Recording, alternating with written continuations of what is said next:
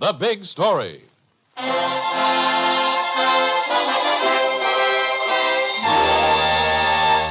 You the night clerk?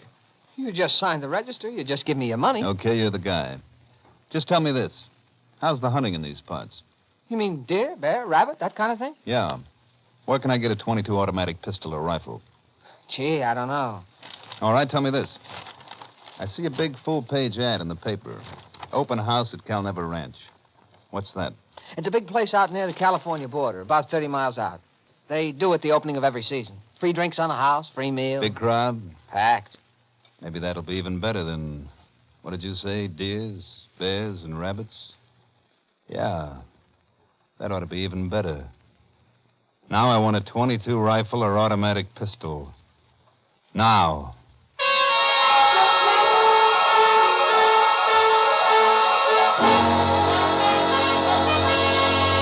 Reno, Nevada. The story of a reporter who showed that gambling and divorce can also mean murder.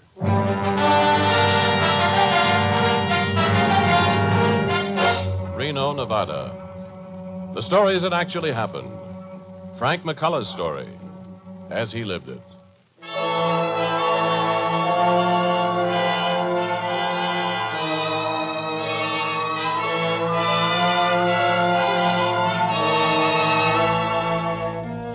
The body was found slumped over the wheel of a Cadillac, a bullet having entered through the left temple and lodged in the brain. The necktie was drawn up tight against the throat. He was identified by a local resident of the Lake Tahoe region, just inside the Nevada border, near California. Why, sure, Sheriff. Everybody knows him. Name's Wenzel. Owns a lot of property in these parts. Some say he's rich as Croesus. Some say he didn't have a dime.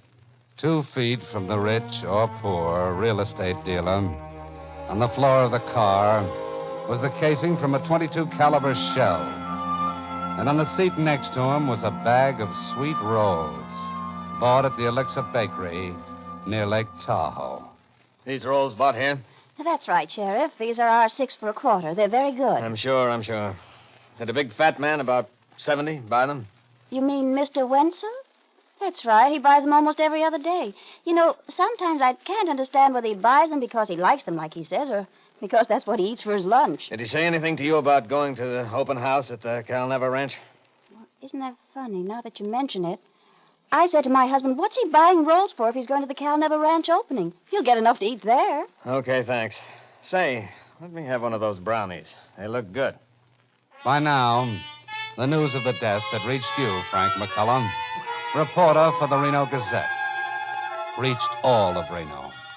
And you were out at the Calnever Ranch with Sheriff Parsons as he questioned the head waiter. The ranch was a beautiful, sprawling place. Its dining room in California, open till 2. Its bar and gambling room in Nevada, open all night. Very pleasant and comfortable and very convenient.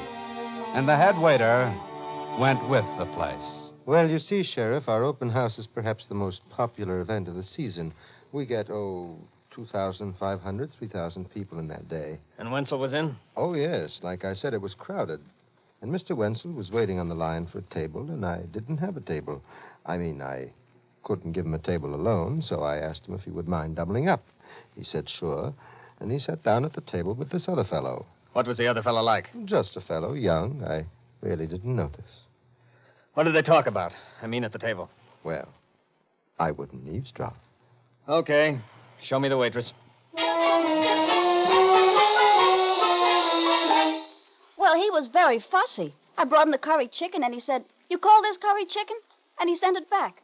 And then he said the mashed potatoes had lumps in them, the coffee was cold. This was Wenzel? Oh, no, so the other fella, the young fella. The good-looking one. You couldn't do nothing to please him. Even about the ice cream he had to say something. What did they talk about? Well, as near as I could get, I was very busy.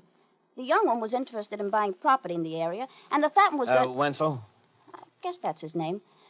Well, he kept saying that there wasn't any better land in the Lake Tahoe region, like a sales talk.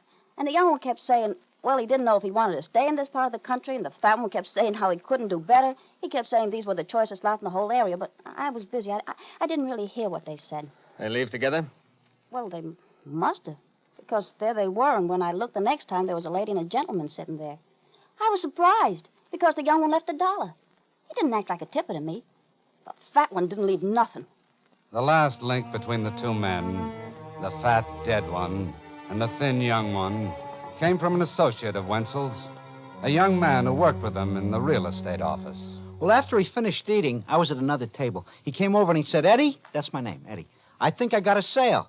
And I said, gee, Mr. Wenzel, it's a funny time to be going out with a prospect. It was going on 11 o'clock. And then he said, listen, if I can't sell that boy a piece of property by moonlight, I'll eat my own necktie.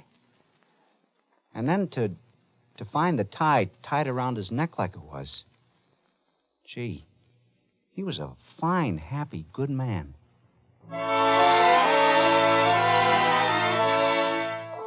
And it stops there.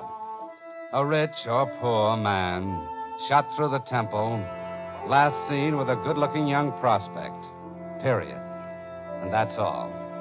Nothing else shows up.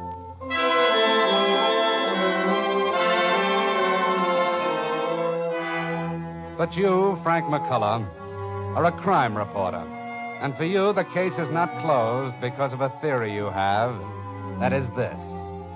Somewhere, sometime, someone always talks about every major crime committed. That's been your experience. 12 years of it.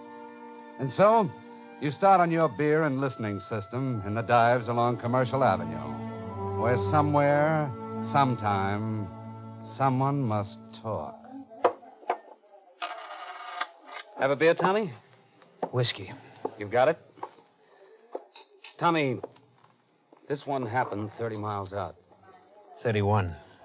From here to the Calnever Ranch, 31 miles. I measured it once by car. How'd you know what I was talking about? You asked questions about a lot of places. What do you know about Wenzel? I'm interested in finding out about... Maybe you shouldn't. Shouldn't what? You said you was interested. Maybe you shouldn't be. What does that mean? Just what I said. Look, do yourself a fat favor. Save yourself trouble. And I mean big trouble. Forget about it. Now, come on, where's the whiskey?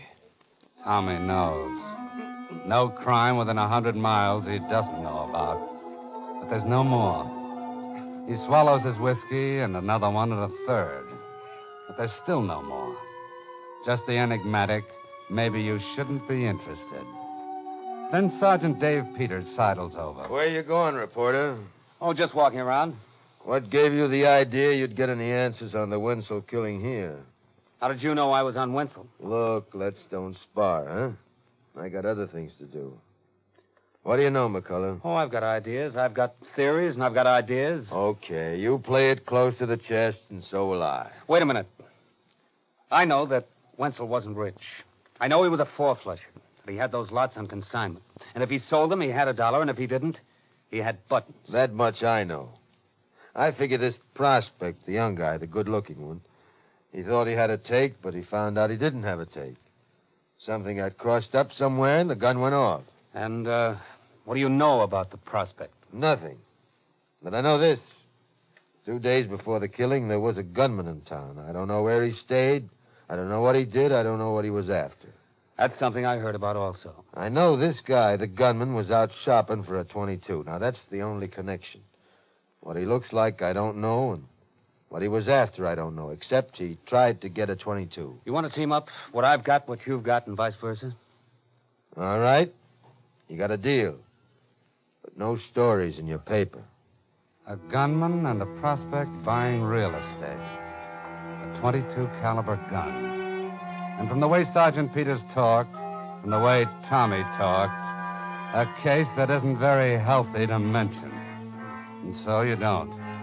Not to your best friend. Not to your wife. But the next morning, Tommy, whose last name nobody knows, comes over to you in another Commercial Avenue bar. You got a loose half-buck on you? Why, sure, all the time, Tommy. Whiskey, no chaser. So you and Sergeant Peters is a pair, hmm? You'll be getting in the gossip columns next. How do you know? Make that a beer, Chase.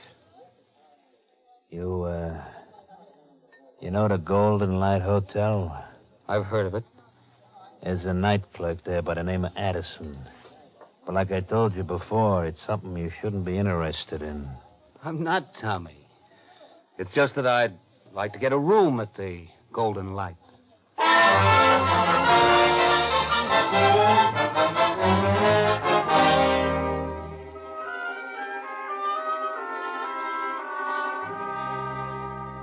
Where would I get a 22?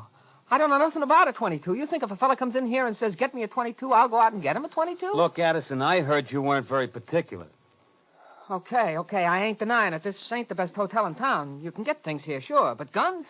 No, sir, that's out of my line. That's way out. Look, let's stop kidding around. You know just what I'm talking about. I'm talking about Wenzel. Look, you know what's the worst thing in the world to know? It's to know something about something you don't want to know. About a fella killing another fella. That's the most dangerous thing in the world to know.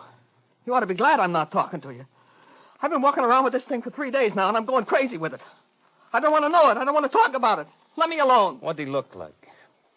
What did the gunman look like? I'm telling you, 3 days I'm going crazy with it. I'm not going to say another word. Don't you think I want to live, too? The information alone could frighten someone, but paralyze a man as the clerk is paralyzed. Only one thing could do that: the presence of the killer in town. And then, in a hotel bar. He says, you McCulloch? Go ahead. He says, stop talking to Peters, the cop. He says, stay away from Tommy, the stoolie. Who says? He says, leave Addison alone. Stay out of the Golden Light. Look, stop getting mysterious. He says, forget about it. Because he says he's watching you every single step of the way. And he says maybe you're a smart enough reporter to want to go home to your wife and the 2 kids you got. One's 6 and one's 2, ain't they? That's what he said.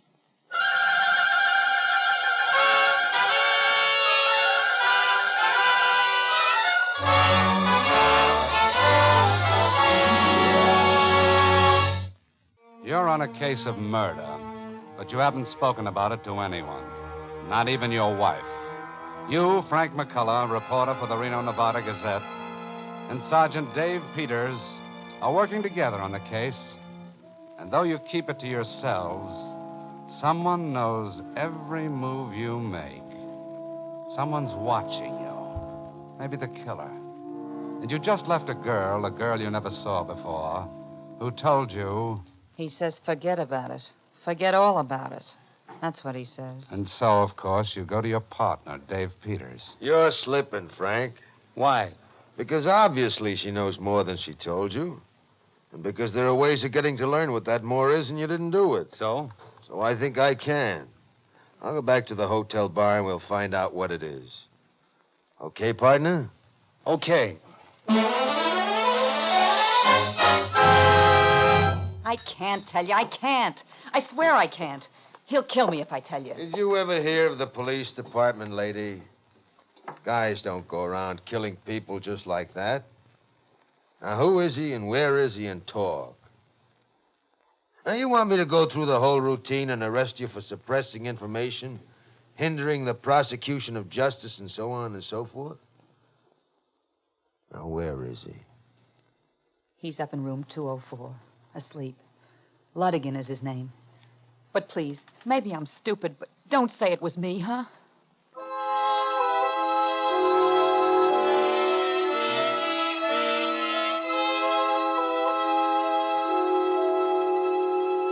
All right, Ludigan, come out of it. Come out of it. Look at his eyes, Peters. He looks coked up. Maybe. Come on, Ludigan. Come on. Let's sit up. Well, what are you doing? Take your hands off me. Leave me alone, huh? All right, Ludigan. Where'd you get the gun? What did you call me? Ludigan? Is that who I am? Oh, no, it don't sound right. It don't sound right. What are you doing? Putting on an act here? Come on, stand up. Stand up straight. Come on, stand I up. was walking around. Well, all of a sudden I said, you know, I don't know who I am. All of a sudden, like that. And then I heard a violin playing some music somewhere. A violin. And it started to tingle all down my arms and in my legs. began to tingle, and I said, it must be I got something to do with a violin. That's who I am. Something to do with a violin. What are you giving So I went to us? the store, this music store, and I says, give me a violin and a bow. And I put it up my shoulder under my neck, and I started to play. And I says, please, God, let me know how to play the violin. Maybe then I'll find out who I am. But I couldn't play. Came out sour. I couldn't play a thing, not a note. Only made scratching sounds. I never found out until you just now said Luddigan. And I don't think that's right. I don't think that's who I am. You registered in the hotel. You signed the register. The only time I felt anything that was right was when I heard that music. And now that don't mean nothing even. Nothing. Nothing at all. What do you think, Peters? All right, Luddigan, sit down. Go back to sleep. Don't go anywhere. Come on, Frank. I think he's on the level. Me too. But if he is on the level, Then our girlfriend is giving us a beautiful line. Well, sure, that's what it is. She threw us Luddigan, figuring that we'd take him in. A dopey amnesia can't prove where he was, where he wasn't. Figured we'd be satisfied with him. That means That's right. And I'll tell you another little surprise. I talked to your friend Tommy just to make sure. You know who she is? Who? She's the wife of the night clerk at the Golden Light. Well. Only we're not going there right now. We're going to wait until it's nice and dark and late and he's sleeping. Then we'll pay him that call. The night clerk. He's off duty tonight.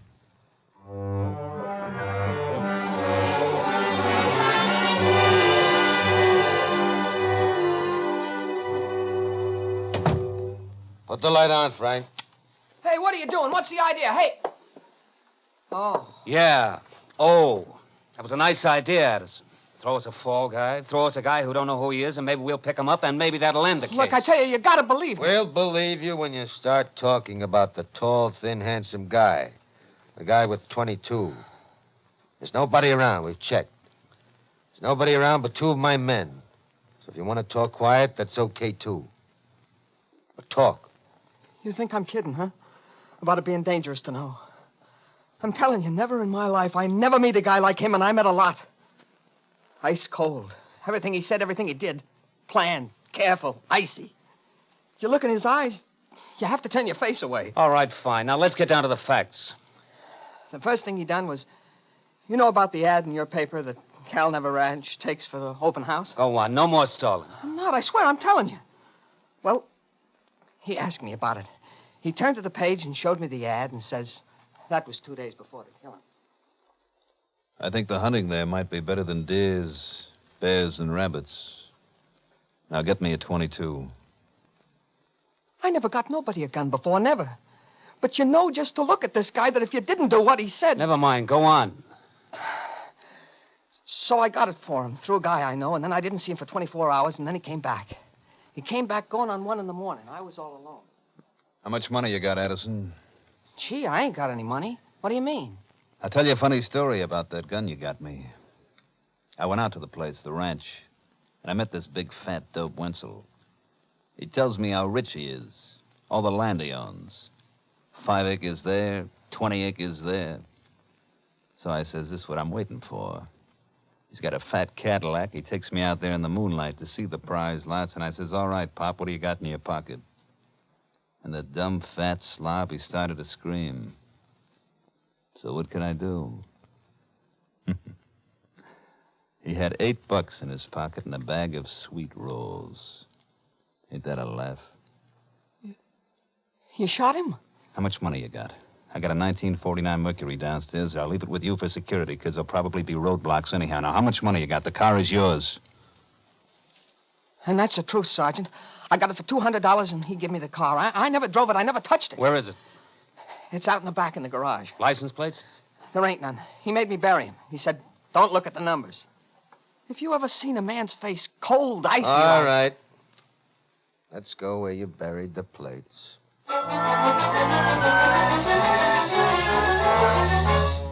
You dig them up. Texas license plates. And now it's a matter of waiting.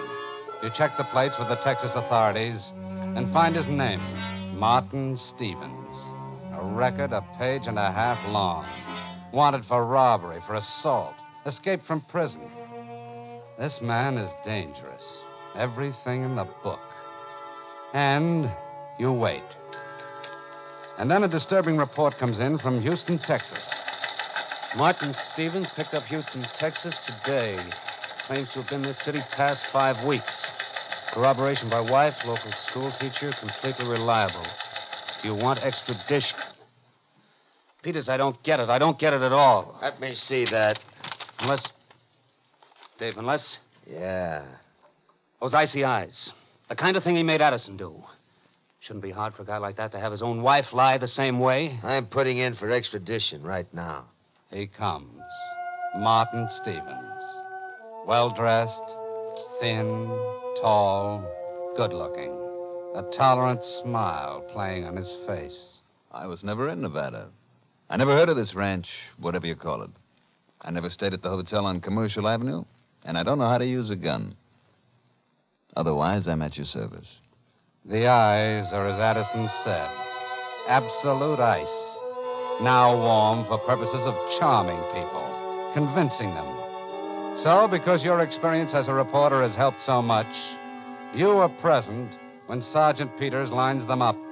The inexorable array of people, one after the other. As I said before, he waited on the line because I didn't have any free tables. And then I showed Mr. Wenzel to a table. This gentleman was sitting there. Oh, I can't make a mistake. No, sir. Him being so good-looking and with that cute mustache, and the way he left me a tip, it was a whole $1 bill. Mr. Wenzel said to me, pointing to him, if I can't sell him by moonlight, I'll eat my own necktie. It was his idea to tell the cop and the reporter that this Ludigan, the fellow who lost his mind, that he was the one who done it. Okay, Addison, take a good look. I don't know. Those are bars between you. 1-inch steel bars, and he's been frisked. And his eyes can't do any more than look at you. Well? He's the one.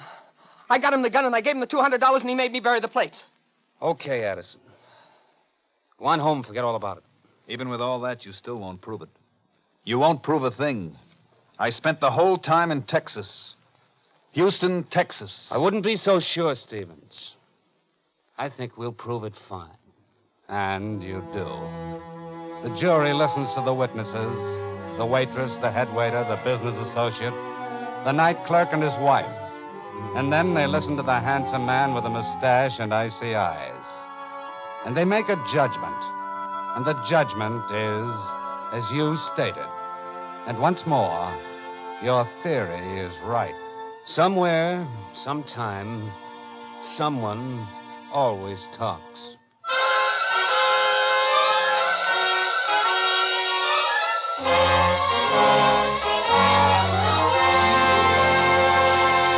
Now we read you that telegram from Frank McCulloch of the Reno, Nevada Gazette.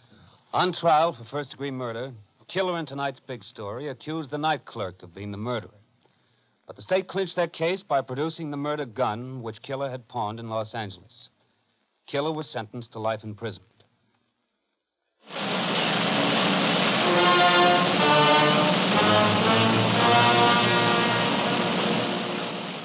And so ends another big story.